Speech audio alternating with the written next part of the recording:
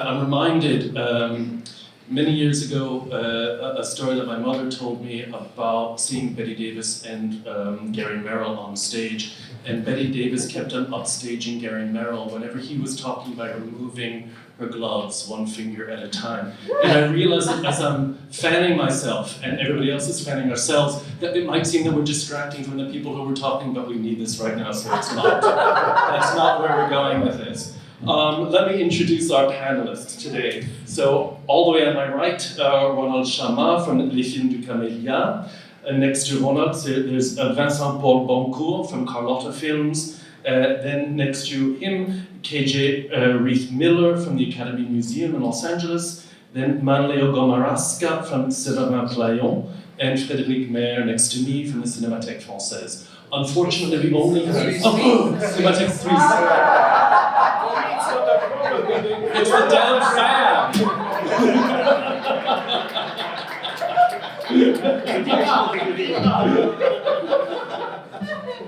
Sorry about that. We only have 2 microphones, so we're going to be having to pass this back and forth as well as we can manage, but I think that we will be fine. What I would like to do is for us to generate discussion here and also open it up to the audience as well. But if somebody wants to jump in at a certain point, do raise your hand, please. But we will have a dedicated section later on in the panel to have your questions. In the description of this panel, it talks about the revamping of the heritage cinema DVD Blu-ray market. And I'm sure I'm not the only person here who, when you tell people that you buying DVDs and Blu-rays, they look at you and they say, really, you still buy DVDs and Blu-rays? Clearly, the answer is yes, and clearly there is a market for this. So let me start all the way at the other end of the table, Ronald? Sorry, I'd like us to talk about what this actually means, revamping of the DVD Blu-ray market. Are we seeing an uptick, an upsurge in production, but obviously also in sales? We are an old and a new company. Old for distribution and new for DVD Blu-ray. I think here we have a representative of. I am the old one. Yeah. No. Thank you. I didn't say that. Maybe.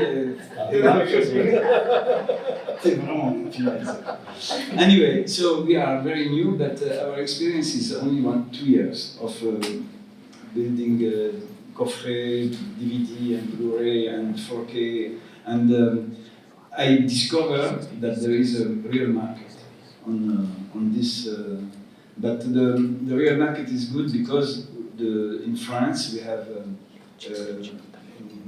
this small market for classic, an exigence to do the best coffret possible. So you have to be 4K, you have to have a lot of original and personally produced extras. So when you do that, and the quality of the film, bien entendu, is very important. So we have the chance to have a good catalog already, and thanks to that, we start with this let's say market, doing concurrence to Carlotta. trying.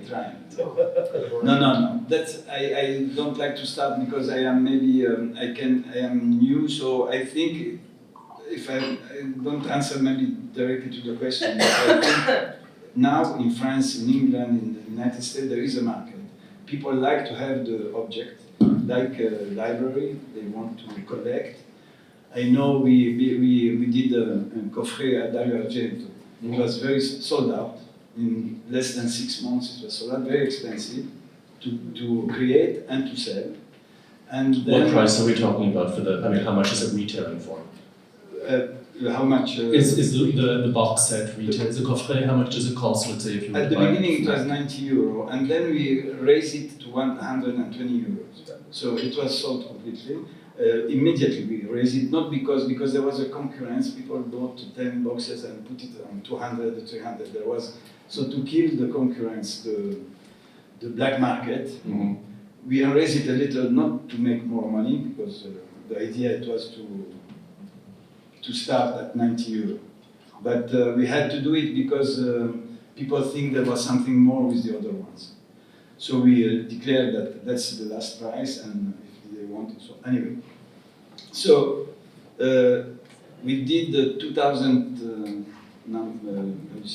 coffret, unit, and then we understand that it was not sufficient because we have now at least 500 pre-sales for print again. So I think when we arrive at 800, we are going to reprint it because it's very expensive to reprint. It's 6 movies with 260 pages book inside with a lot of bonuses. We interviewed a lot of directors. Was inspired by Dario Argento anyway. So it's a big job. It took us. It was our first, and it took us the second one. It took us a very long time to do it, finish it. The graphism was very well studied, and I can show you something because I was a good, comment dire, premier de la classe. I send. Yes, you're the only one, but that was lovely. If you'd like to I mean, click. how I do like that here? No. Qui s'est fait marcher? No, this is yeah. Okay, we did only 6 or 7 coffrets for the moment, so you will see them. Maybe there is too much light. Bigger Splash from Jacques Hazan, variety of T. Gordon. With bonuses, interview with Nan Goldin, she was in the movie, and when we discovered that she did the stills of the movie, and she was unknown at the time, so she accepted that we could make a little book with her photos, and this is Variety. Then that's Argento's book and the box. Ida Lupino, totally sold out. We are reprinting. The FNAC and many shops ask us again to reprint. That will be reprinted for Christmas. The Appointment is a one-time movie, English movie, and that's it. And the director is still alive, but he was completely forgotten. And BFI rediscovered Betacam in the States. They restore it. They restore it completely, and then they re-release it in Blu-ray, and we release it theatrical. And all these movies are released in theatrical, and then we do it in Blu-ray. So we don't start only directly to our DNA is to be a distributor theatrical. Mm-hmm. And then we start this. Then again, this is one of the last, we are very proud of it, is Michael Romer. He's an American director completely forgotten. He did 3 movies and 2 documentaries, for 3. And he's still alive, he lives in Vermont, sorry. And it's great. We have a lot of bonuses from Ira Sachs, Alice Diop, who talk about Nothing But a Man, which is a movie very iconic in the time about the black condition in the 50s, in the 60s. Then the next one, with Ismael Visconti, we built a new how do you say, collection called Dolce Italia. And we have the 3 movies coming again from this collection. It's going to be a Comincini, very unknown movie called Without Knowing Nothing About Her, Sans Rien Savoir d'elle, which is a sort of genre movie from Comincini, very original, great movie. And the next one is La Fille à la Valise. And this is the one for the next, is Ed Buñuel. We participate to the restoration also, because we also include our company in restoration. We put together many people. This one was done with the Scorsese Foundation, Olivia Harrison Foundation, and the Bologna. This is a book from Charles Tesson. And the next one, that's it. A butterfly. Special guest. A moth. So here we are, and our next movie. We are very proud because we restored the first Guillermo del Toro movie, Kronos. Mm-hmm. We bought the right not for America but for the rest of the world. We restore it with many many financiers, and then we are very early. We're going to open it and to do a 4K UHD, and here our situation. So the market is good for these movies, I can say. Vincent, Ronan talked about the importance of packaging, the importance of the extras. Have you found also that extras really do make a difference in terms of sales? Yeah, of course, yeah. Difference regarding the sales, we never know, because you never know if what you will put on the editions will interest more people. I do believe there is further movie. Either the audience will be interested on the title or not. Whatever you will do, it's the same thing for a theatrical release. You could do the best promotion communication. If at the end the audience, like a new movie, doesn't want to see it, nothing will happen. So once there is interest in the movie, we are not magicians. We don't have the magic recipe to make everything working. But starting from that, what is very important, whatever the media, Carlotta Film is a French distribution company, and like Philippe Camélia, our first activity and DNA is to release movie on the big screen. This is the first way to see movies and classics. And we start like that. So in 1998, we start as a theatrical distributor because DVD was not existing at the time.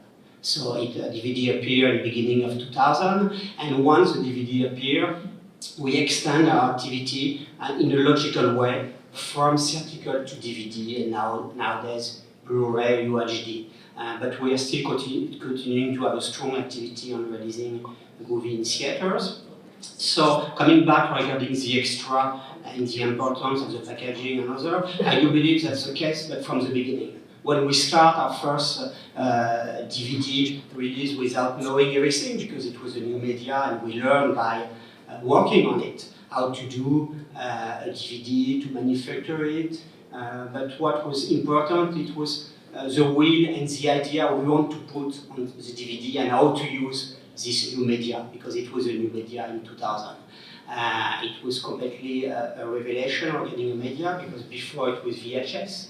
VHS was good, but it never had a kind of cinephile reputation because of the object, because of the quality, the fact that there was only one soundtrack, most of the time French version, not the right ratio. So most of the movie, the cinephile audience could be interested, and even also, despite the fact that my generations, grew up with watching film in cinema, but also at home on TV and VHS. I have the feeling that VHS was not a novel novel project. And once the DVD arrived, it completely changed the vision of the market, and right away the DVD was something big, huge, and a real attraction from the audience. And when we start to release our first DVD edition, it was a Pasolini movie, so of course always with Italia, and it was Salo and Life Trilogy. But, and this is what we are doing since the beginning, Salo and Life Trilogy, we had first a theatrical release to have an exposure, to show it, to make discover on the big screen, and we release the DVD as a continuation of the work we start with a theatrical release. And so the idea was to what, as an audience, as a spectator, I wish to find on this DVD. Not only the movie, but also what kind of talk about the movie, what kind of extra, what could I learn about it, what could I explain, and this is the importance of the object and the media until nowadays and on the future, and it's all the editorial work you will put on it. So it means extra. It could be some new extras nowadays, interview of personality, of director, of journalist, of historian. It could be also archive. I believe the most interesting thing to talk about the movie is the director itself. So for most of the movie we are doing most of the directors are not part of this life anymore, but there is, you could find a lot of archive with TV interview, broadcasts. We have Lina in France, you have Rai and many other media who make, because at the time, there was amazing thing on TV, on free TV, and you could find a lot of extra, which are more archive interview. For example, for Pasolini, it was amazing. We managed to find some shooting of the film of the last sequence. And if you remember the last sequence, you could say, oh my God, it's terrible. But Pasolini was laughing, smiling with his actors and everything. And you see you have another vision of the film, and the director really live on action and doing his work. So so extra is very important. The packaging, the design, how to sell a movie nowadays, so whatever the media, with new advertising, new artwork. We are also publishing books by itself, but many books are part of our edition. And to end to your questions, I will say it's not by accident that we are said we are a publisher. A publisher is like a good publisher of a book. So we are doing publication, we are not a distributor, and I love this word of distributor, being a distributor of movie to release in theater. But the word itself, of the work we are doing regarding the physical video aspect, DVD, Blu-ray, UHD, is to be a publisher. And to be a publisher, you are working on all the editorial aspect, which is very, very important. Thank you. KJ, do you see a difference between the American and the European market? I can speak from my experience as an exhibitor, which is a unique one in that I work for a museum that has 2 cinemas, where we have screenings on a daily, sometimes 3 times daily basis, but we are also connected to the Academy Film Archive, which has been around since the early 1990s. It predates the museum by 30 years. And the way that we can collaborate with an archive to bring those restorations to our cinema is one way that we've worked, Anyway, I can't really speak from experience in terms of this. I can speak as a consumer and an enthusiast, and I don't know that there's necessarily a difference, but I'm seeing similar trajectories and trends in that those of us who are collectors and those of us who appreciate the aspects of physical media that are being extolled here, right? The idea of the booklet essays and the special features.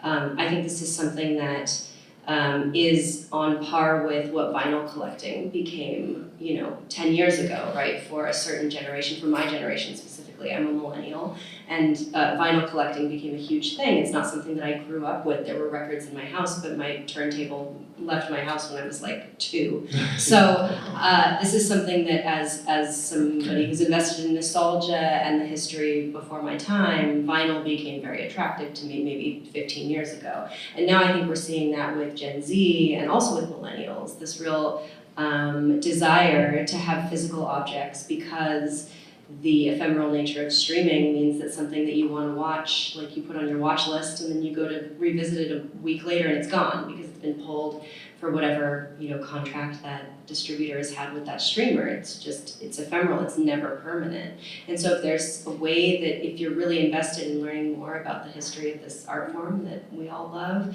I think that that investing in physical media is one way to do that. And there was one thing that I wanted to bring up that I don't know if anybody's going to talk about, and that's VHS collecting, which I am seeing. I don't know if this is the same in Europe or not. I don't know, some people can maybe speak to this, maybe Leo, you have some comments on this, but VHS collecting, at least in Los Angeles, has become a real thing. There are 2 different stores in Los Angeles, one called Whammy Analog Media, another one called Be Kind. And these are places where you can go in, it's not a rental facility, you can go in and buy used VHS. And also, if you're trying to offload a collection, like an estate or something, you can sell your VHS.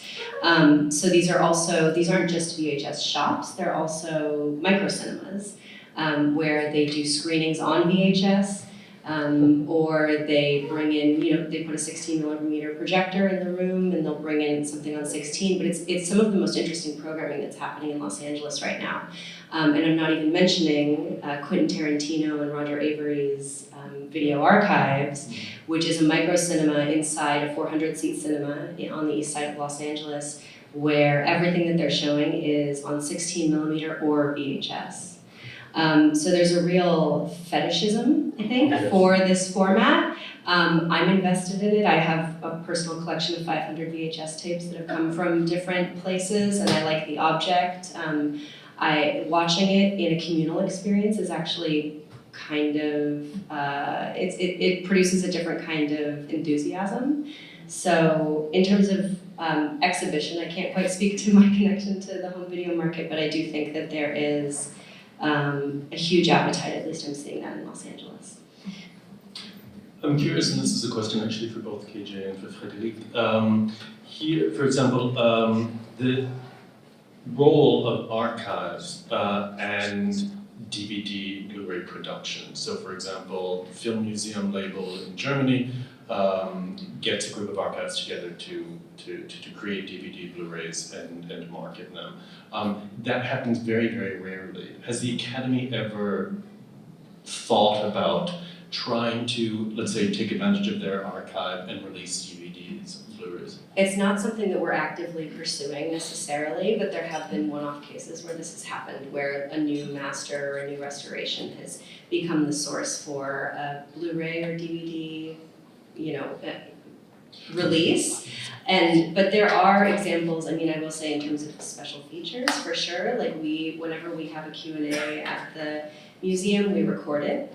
That then, for example, Greg Araki's Teen Apocalypse trilogy, hugely popular. We sold out both nights in our 1,000-seat theater when he was here to present those new restorations. We recorded those conversations, and those are now on the Blu-ray that was just released, I think by Strand releasing.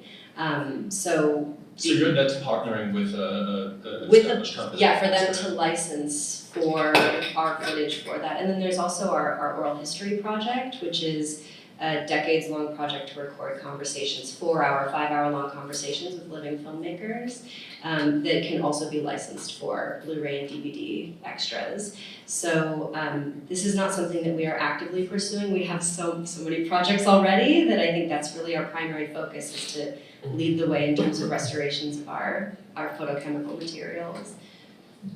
Frédéric, would you like to address that issue? Yeah, well, when I did arrive at the Cinémathèque Suisse, of course, in our work of restoration, we tried to show the film as much as possible in festivals, of course, but not only there, and to produce DVDs. So we did produce a lot of box. But the problem we face in Switzerland is we are a border country between Swiss German and Swiss French speaking people, and the culture of DVD from the both area of the country are totally different. All the shops which sells DVD in the Swiss German part were closed. So in fact, the culture of the DVD, like the one you wrote about the film archive in Germany, are crumbling apart, in fact, because there is no more this culture of DVD and Blu-ray in the German-speaking part, and we are just in the middle. And in the French, it's exactly the opposite. So we are just in the middle.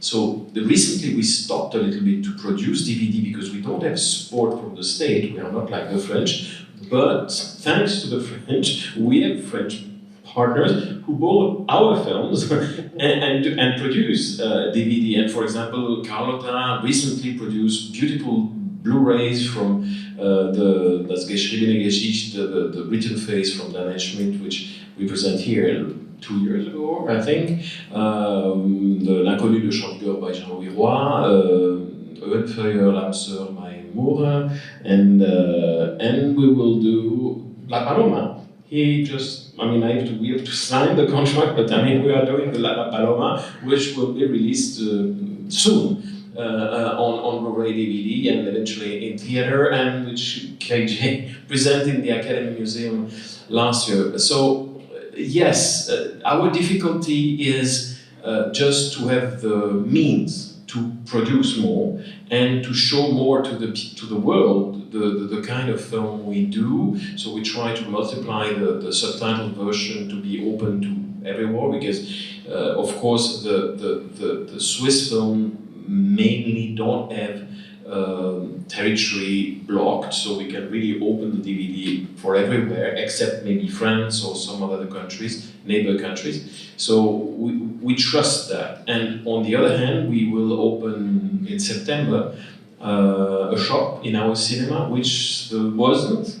In our city where the Cinematheque is, there was a shop which disappeared, and now we reopen one, a shop dedicated to publication, books of course, on cinema and DVDs and Blu-rays, because we really trust that. I think the question now is not if DVD still have a future or not, because it is, of course, but the question we have to ask the people, as you said before, is do you still have a machine to play the DVD? And honestly, I was surprised to see how many people are saying, gee, yes, I need a machine to play my DVD because computer don't have anything. So there is something we have to think about with just the players and not the contents, because the contents are coming and growing and growing.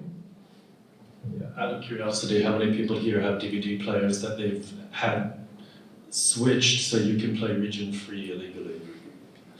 Yeah, good. I have two. That's an important question.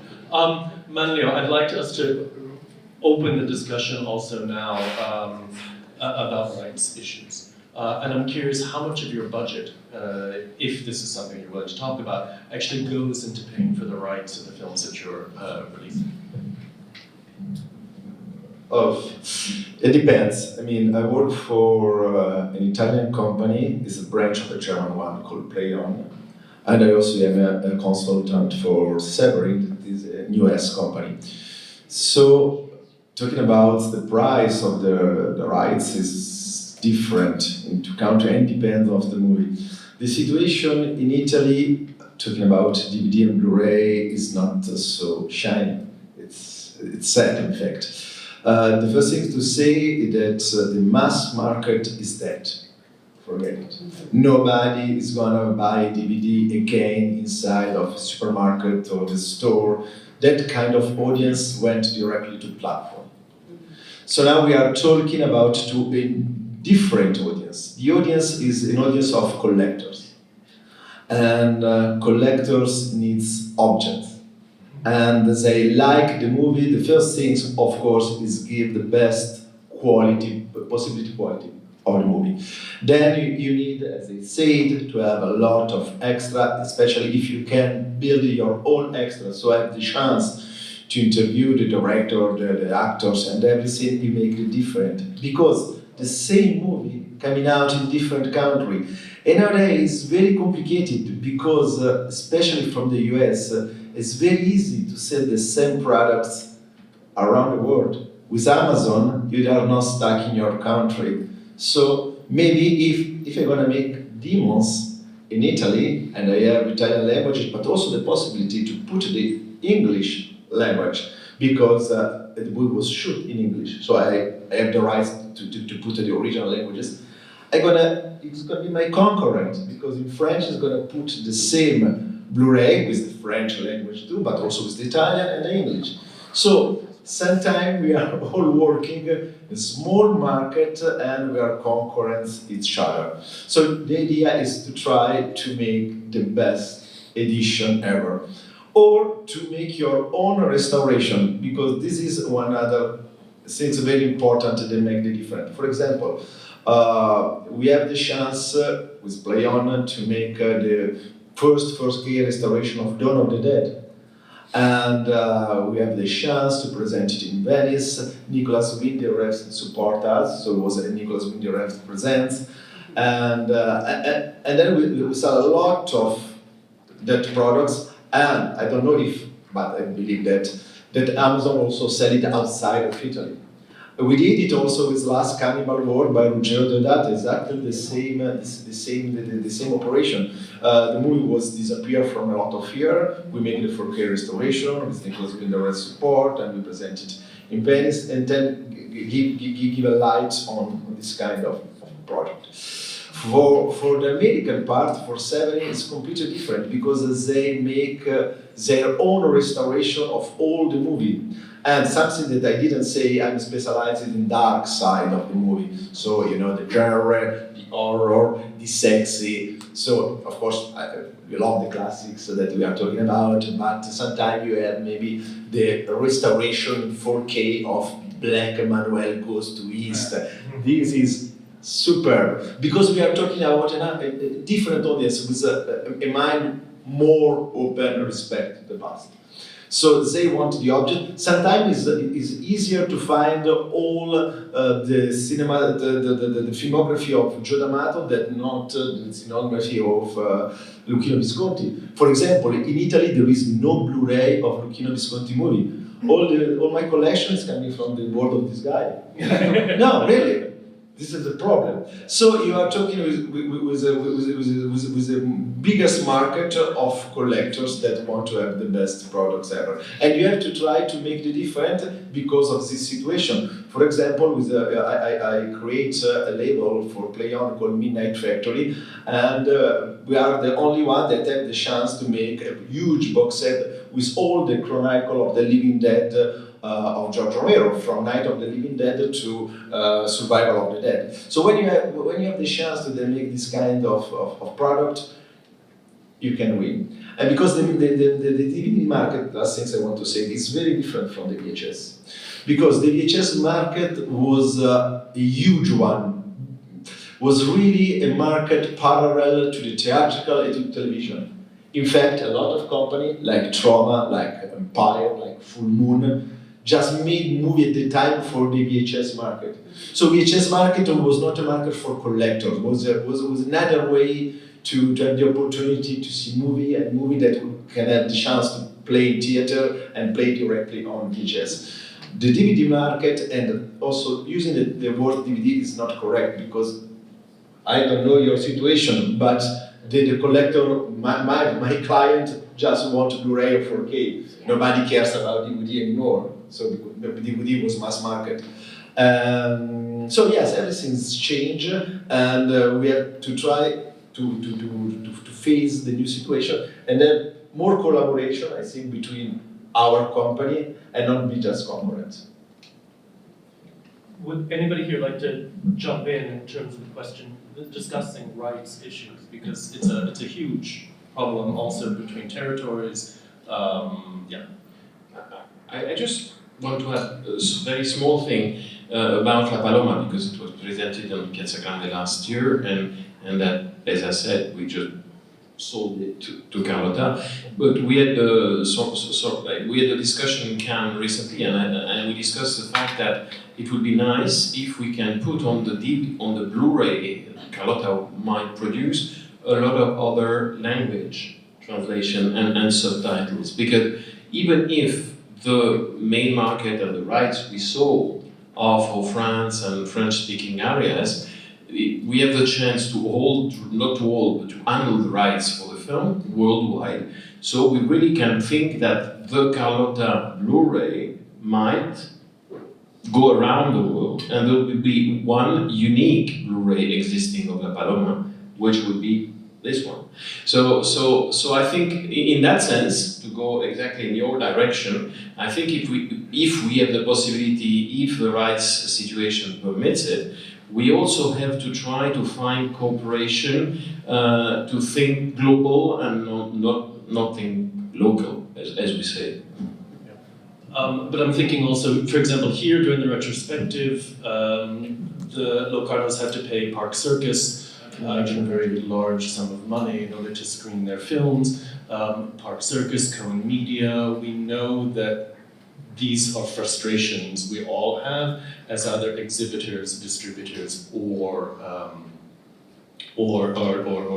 DVD Blu-ray distributors. So could you address how do you avoid going down certain paths? Do you avoid looking for certain films because you know that the rights issues, the rights fees are just going to be too much?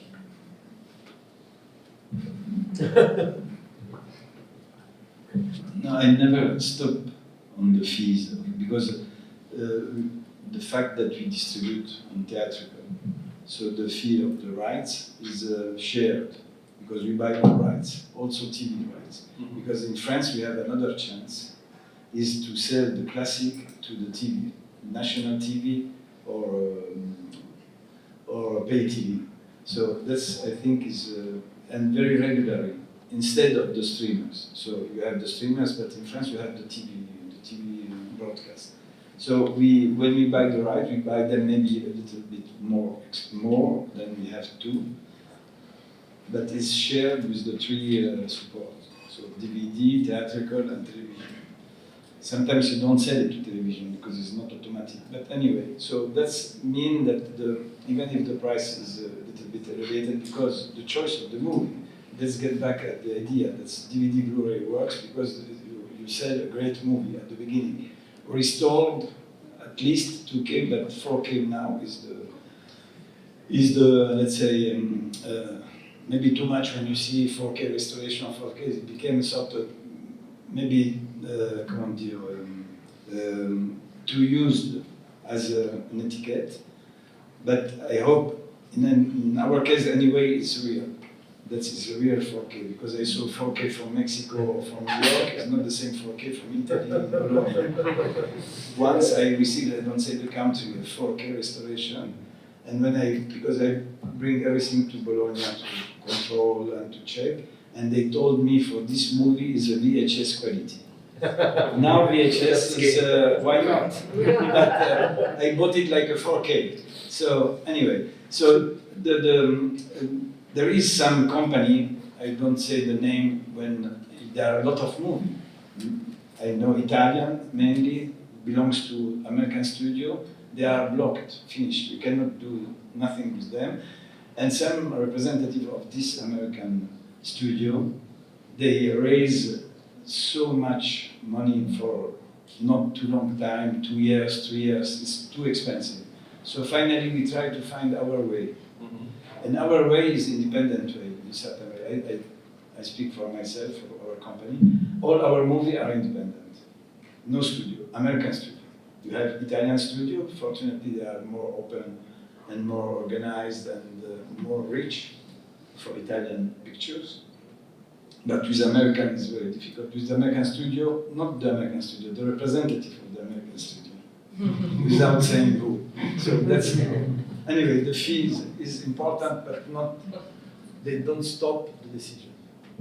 And I think something being hard to find, I mean, I think we all have to be detectives. I think if we're not doing the hard detective work, like those of us on this panel, the exhibitors, distributors, Blu-ray, creators and distributors, then like who else will? So if we're not doing that hard work, I find that hard work fun. I find it challenging, but it's also kind of the thrill of knowing that you are aiding in the rediscovery of something for a wider audience. So that's never a detriment to me. It's a detriment to my budget sometimes when I have to make decisions based on how expensive something might be when it comes to screening it in a cinema, for example. But I think that we're all here because we understand the importance of that. So yes, it can be annoying, it can be frustrating, especially when each, at least major studio, is operating a little differently, and so the rules are different depending on who you're speaking to, the terms are different,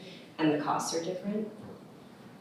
Vincent, I wonder if you could jump in here about particularly this question, whether you've gone to studios or rights holders say, look, we want to do a beautiful DVD, and then they throw roadblocks up because they're making it more expensive than we would have. I will say it's case by case and always depending of the period and the people you are in touch with. Since the beginning of Carlotta, we work a lot with US major studio from either sell agent at the time Hollywood Classic or Park Circus, or directly some studio like Sony and other. So even at the golden age of the video DVD market, they were open to sub-license titles to independent distributor, to independent publisher. So like that, we release a lot of Douglas Sirk, American Movie, Billy Wilder, and others. It's true that with the evolution of the market, the streaming, we have the feeling that American studios are less interested, it's a way to say it, on to have a movie release either by themselves or by somebody else on physical media, because their main goal is VOD. And for them, I believe, maybe I'm wrong, that maybe physical media is kind of enemy to the video platform, because they want all the audience to see a movie on their platform and no other place. So it doesn't only mean for video release, but also for theatrical release. Every 6 months there is a big US major studio in France that is saying the chronology of the media is something wrong. Also, I won't mention which company, but I'm sure you can know who it is. And at the end, like sometimes there was a lot of fear of the profession when this big international VOD platform like Netflix, Amazon arrive, some big new movie couldn't achieve and get a theatrical release because it was going directly on the platform, and also COVID was there, so there was a lot of anxiety and other. But at the end, you can see, and this is our vision, and we are not the only one. Especially, I'm thinking of the independent distributor and publisher like me, like Ronnie. It's not competition; it's complementarity.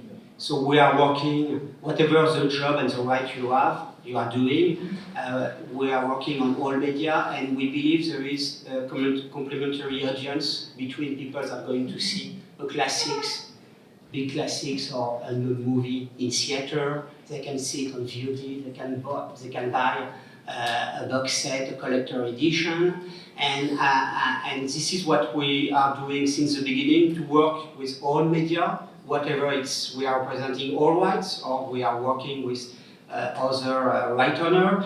I do believe it shall be made very in the right way, but I do believe it's really something that we are all to work together, and there is no competition from one other to each other. But to come back to the question, yes, nowadays we are doing maybe less American title, not only because of the question of the right, of the difficulty of it, but also, as Manuel said about it, there is an evolution of the cinephilia.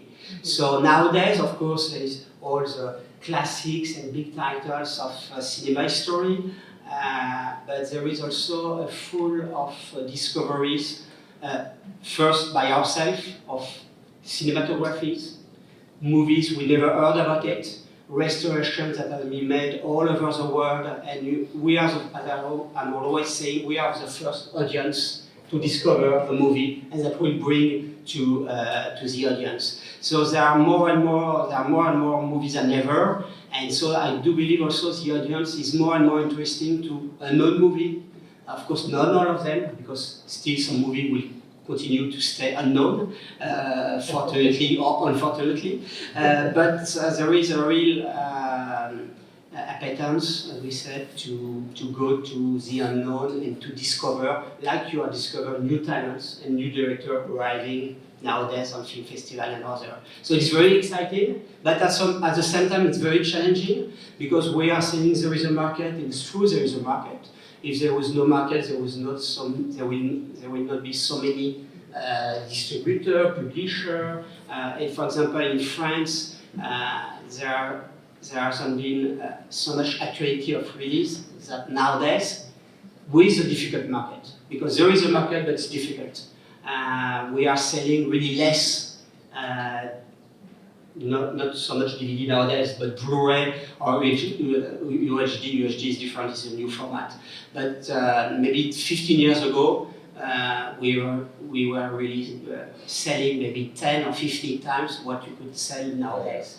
So we are also to face the reality, and it's existing. There is maybe more interest, and new generations is arriving and could be interesting, as you are saying, like the vinyl, the vinyl, the music. But it's more and more niche, and the difficulty for to continue the work we are doing and our activity is to find the right balance of how much it costs, regarding the minimum guarantee that didn't really decrease compared to 10 years ago. How much it costs to manufacture, to make a UHD costs a lot of money. To do the best editions, everybody wants to do the best edition, but it costs a lot. And at the end, you know that you could sell maybe 1,000, 2,000, but you won't do 10,000 like you could have done 15 years ago. Anyway, I'm talking of France, Europe. US is different. Yes. UK is different, because as you said, there is a language. And English, for example, when I'm releasing a movie from Asia, or from Philippines and other, because of the right owner, we cannot put English subtitles. So it's only French subtitles. And we know that we will be able to sell to an audience that will be interesting worldwide 2 times, 3 times, but because it's French, and unfortunately not everybody is speaking French all over the world, so it's also a difference regarding the US and UK publisher, that also, even though they are not really allowed to sell worldwide, they can do it through Amazon or other, because there is English language. Can I just say something? I should come to yes. But of course, we talk about the market because we are selling stuff, but for me, Blu-ray, 4K are also cultural objects. Because think about how many directors, maybe unknown director, were interviewed for the bonus that nowadays have passed away. The witnesses of their life is there because of the Blu-ray and the DVD. So for me, the Blu-ray and the DVD is an object, is a cultural object that have to be supported. It's very different, the situation in Italy, respect French are always smarter than us. So there are some public money that help the industry. In Italy, industry of Blu-ray is just, nobody cares. We just give money for theater. Okay, they want to go inside the discussion because it's complicated, but nobody is gonna support the Blu-ray as a cultural piece. That is very sad. Fortunately, in French is different. Time is flying, and I realize we do want to open the discussion up to the audience here. So, are there any questions that you would like to ask the panelists? Yes, hi. I'm Edith from a student institute, and I also deal with the heritage. They're going to bring the microphone, just a moment. Yeah, thank you very much for your interesting panel. I'm Edith Sepp, and I represent the Estonian Film Institute. I wanted to ask, with the AI entering the market, how it's going to change your future. Are you going to use it for your benefit to make the archive materials, DVDs, Blu-rays more accessible to the wider market, or do you see it as a threat to the heritage film? Who would like to jump into that? That's for me. No, thanks. Well, AI is seen from the archive point of view as something we have to take care of from afar. In one way, we already use AI for restoring, for putting some drops and some problems on the original elements. So we already are using it for the quality of restoration. But then to use AI to transform a very bad VHS quality in a 4K UHD kind of definition, no way. I mean, it would be another film, so it's a treason. So I don't think AI as really a tool for that. Maybe yes, maybe I'm wrong, but at the moment I don't see exactly in this kind of market and DVD and production something like which will be used and change our perception of things. Pip, you had a... Yeah, thank you. My company publishes also home video. The name of the company is Revoir, and we are devoted uniquely to the avant-garde experimental film. We started with VHS, and I'm one of the only publishers who resisted DVD for many years because the compression did not work for experimental films for the first 10 years of DVD. So Maya Deren, Stan Brakhage, Jonas Mekas, all these experimental filmmakers from the past, I kept them out of the DVD market on purpose until the compression looked okay. But I moved to Korea 10 years ago to teach there, and I found that nobody uses DVD or Blu-ray there. They only watch movies on their big telephones. So I started my VOD platform by myself. And I see on the screen home video market, but I feel like in your answers, generally you are talking more about physical media, and the VOD platforms are like another. For me, home video has always been making the film accessible to people at home. So any way you can do it, VHS, DVD, Blu-ray, now VOD. And I had VOD on my contracts going back 25 years because I knew that it would probably come. So for me, I do all of the territories, all of the languages, all of the formats, and my concern is that it's very difficult to get the film seen, and I feel bad for the filmmakers, and I want to think, how can I get the Koreans to see these movies? How can I get the Canadians? So I'm wondering, for me, it's less of a commercial question. It's more like we owe it to the filmmakers to distribute their films so people can see them. And so we go to all the ways possible. And I just wonder if, in your experience as publishers, distributors, you have this concern in your mind, and is VOD different or the same as physical media?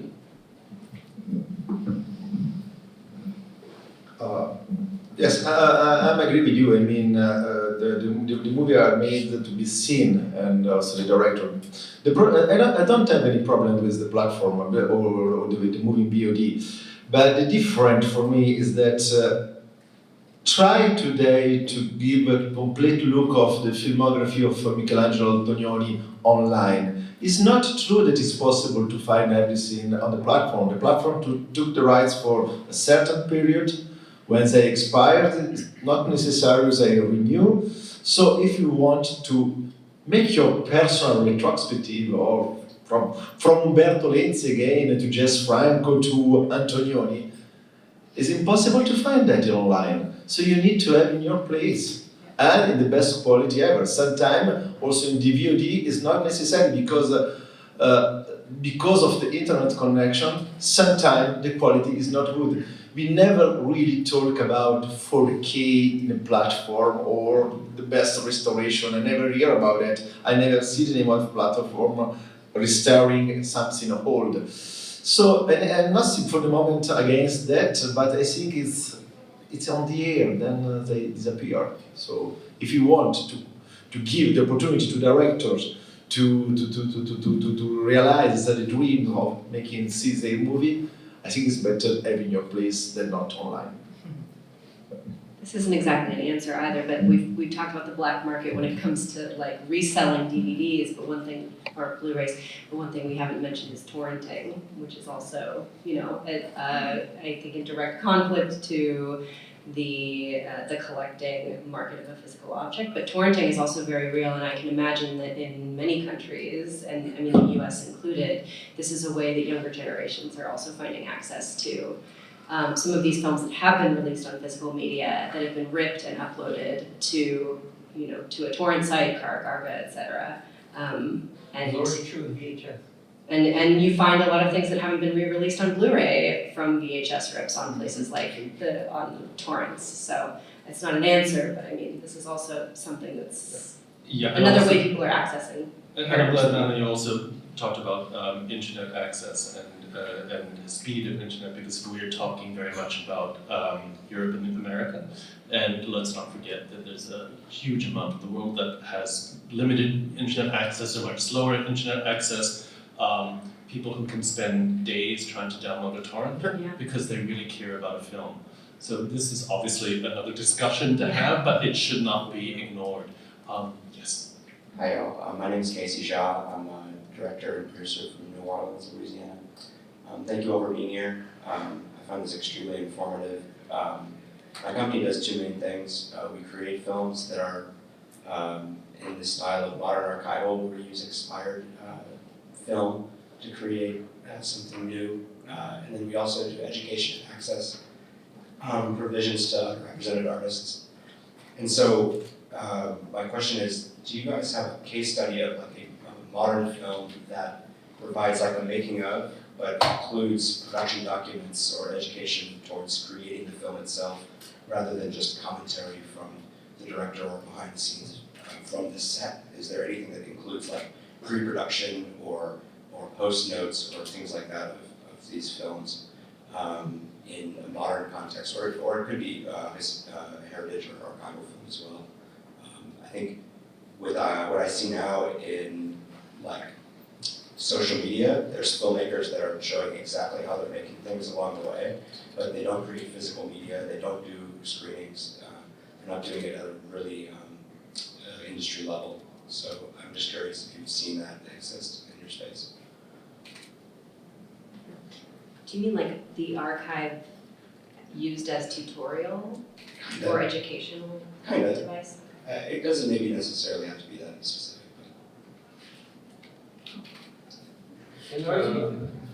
Hard to answer, because I do believe when we are talking about the extra all of us together, this is what we are doing. It's an educational way, and to talk about cinema, to talk about movies, and to bring audience whatever they know, that don't know the film, the director, and it's an educational way to do. And in France, for example, but I know it's all over the world, like in US, there are also important work with university, with library, and there is also a market in France with library, and they're buying DVD or Blu-ray and other, and you could be subscriber of the library and to rent it, to get it. And this is also this kind of place are very important. It's not I agree with Manuel, it's not mass market, and we are on a niche market nowadays. But the fact, and I don't want once more to compete with the various media, it's all together, but the fact that movie is published on DVD or Blu-ray or UHD, it's a kind of its preservation. It does mean it will exist forever.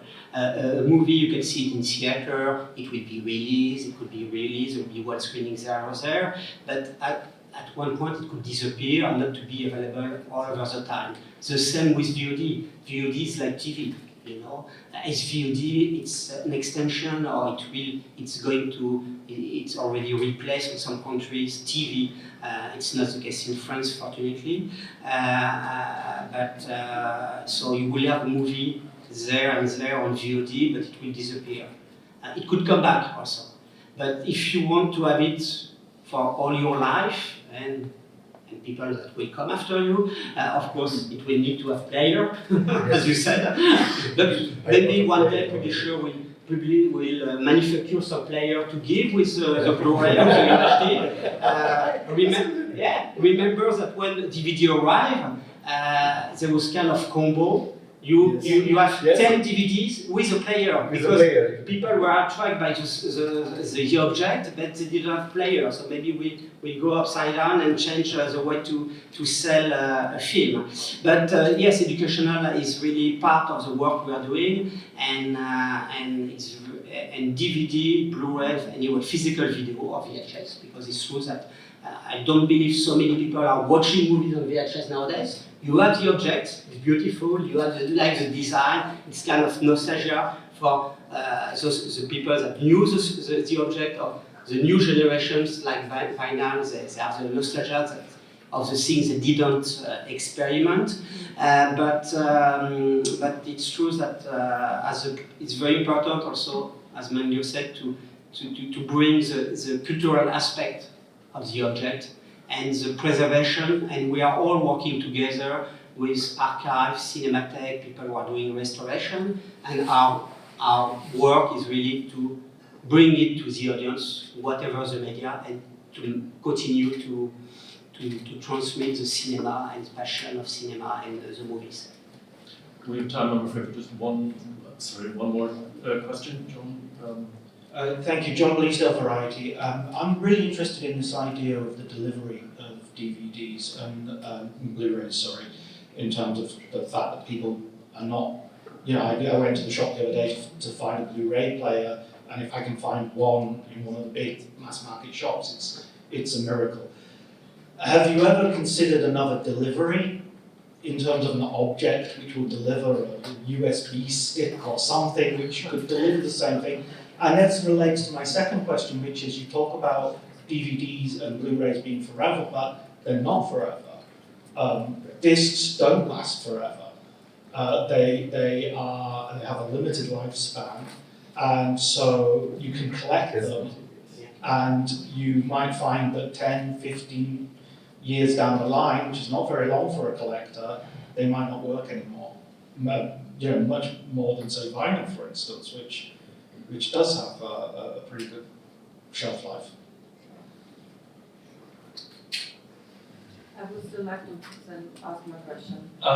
We need to have them answer this first before we can ask another question. It's very difficult to know where we can show it in another place than.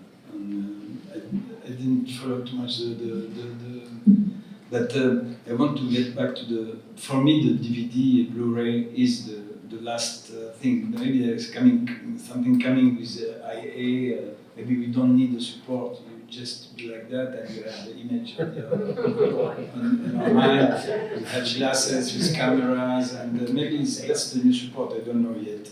We don't know yet, I hope. Maybe you know already.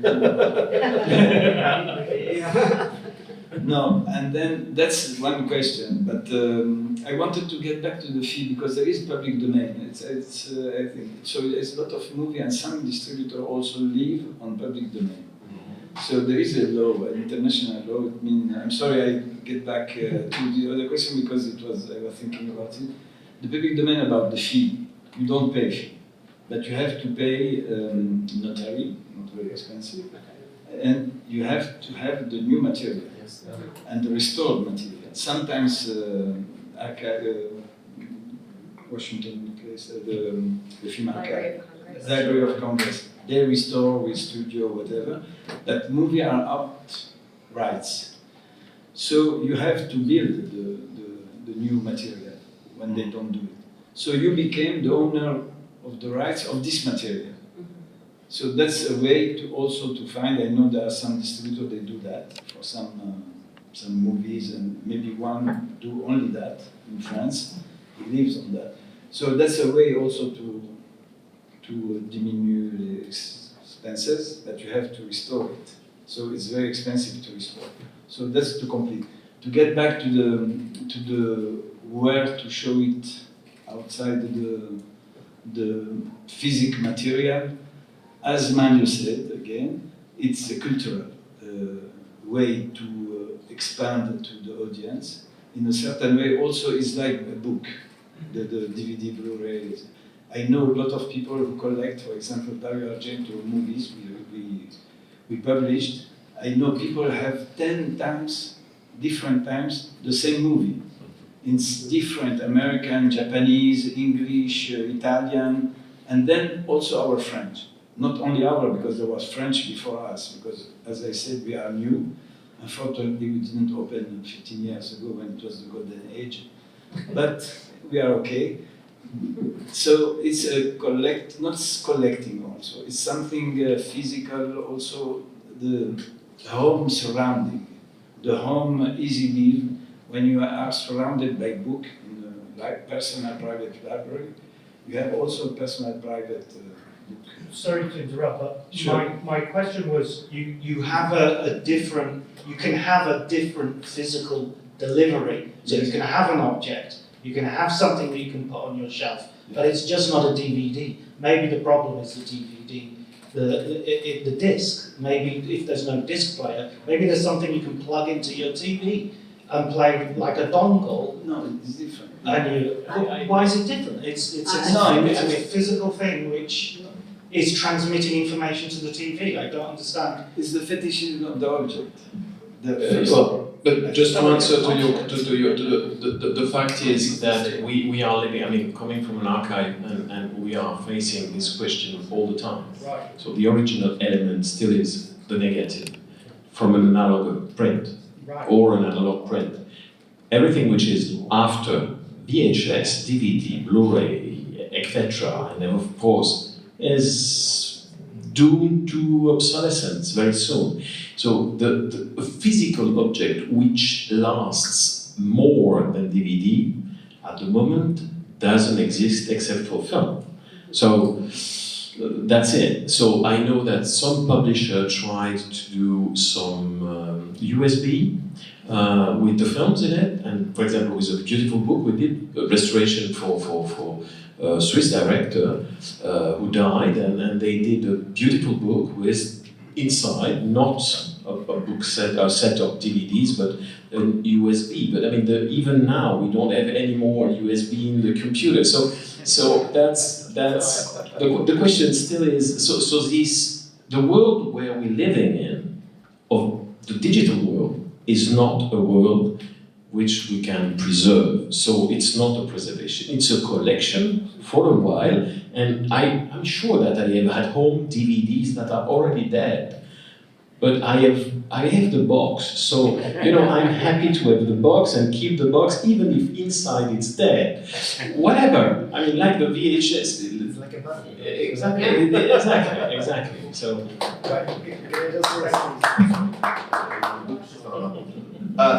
Yes, it's true that everything is gonna die, also us, maybe one day, I don't know.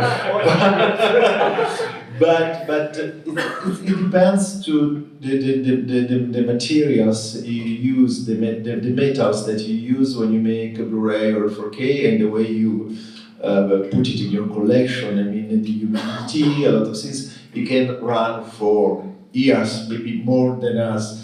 And think about what they said at the time of the VHS. Oh, the VHS in 10 years are dead. I have VHS on the 87 that is possible to play also now. So I think it's enough. Then, of course, but again, you can have a 4K that is almost a master nowadays for the quality. And if you are smart enough, there are some tools that you can use in your computer to just make a copy in your computer of that Blu-ray that stay forever. So, okay, the computer gonna die one day. So. Well, and to Frederick's point, I mean, when I'm thinking about watching a film from my personal collection, the first place I'm going is not my hard drive because it's boring. Like there's nothing attractive about looking at file names, and so instead, I go to my shelf where I have Blu-rays, and that's a much more appealing experience. It's more pleasurable, I think, to sort through your collection that way as opposed to just like a series of file names in a gray and white spreadsheet. So. And I will just add to regarding your question. It will be always there will be always so many ways, and maybe there will be more, maybe more in the future. Talking about AI and different kind of audience, we want to see a movie from a different way. We know there are some audience that are just going to go in theater to see a movie and classics. They are not buying DVD or Blu-ray. And there are other audience, cinephile audience, that are watching at home and not going to the cinema. So, whatever the media we are talking, and since the beginning we start as a theatrical distributor, we extend as a publisher, we are also working on VOD, we are working on TV sale, we are doing books about cinema, about movie and cinema.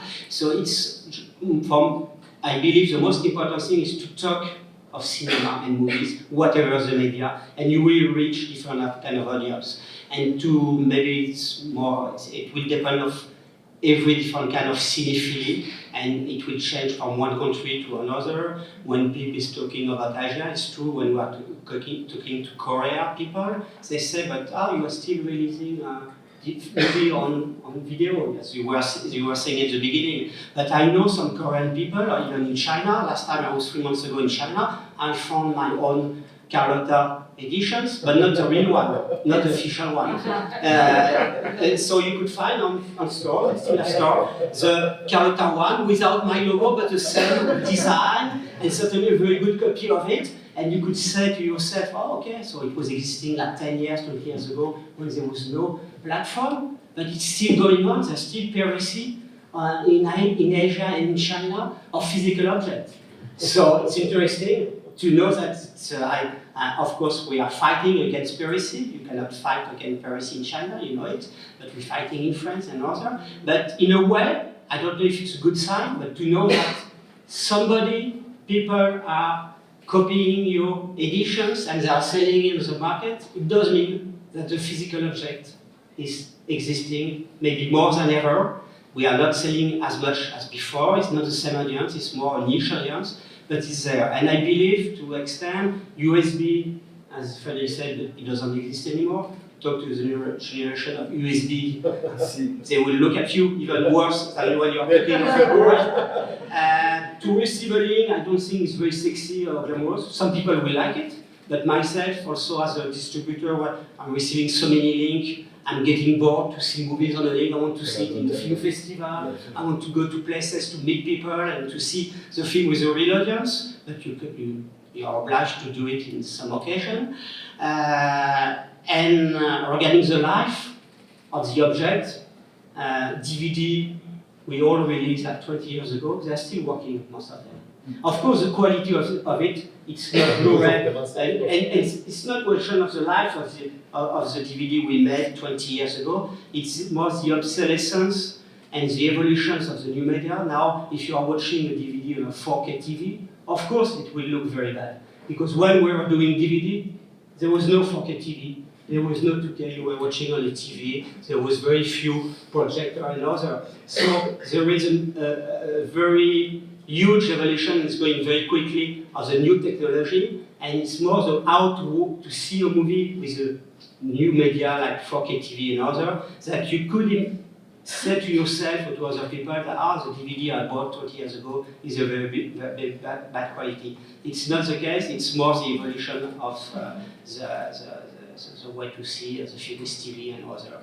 And of course, this is why we all together sometimes releasing a Blu-ray UHD from a movie we released 20 years ago. And also because the restoration, the level of restoration was not the same 20 years ago or 10 years ago as nowadays. So it's all part of technology, but I believe that you wish to continue to have a book like that, a box set, whatever you are watching on it, like VHS. But, and maybe it's one part of the future, but of course we hope that people will continue to watch the film itself we are publishing. I'm afraid if we continue any further, we're going to be late for all of the other panels. So if you have any questions, I'm sure come up to all of us individually to ask. And thank you very much for joining us. Thank you.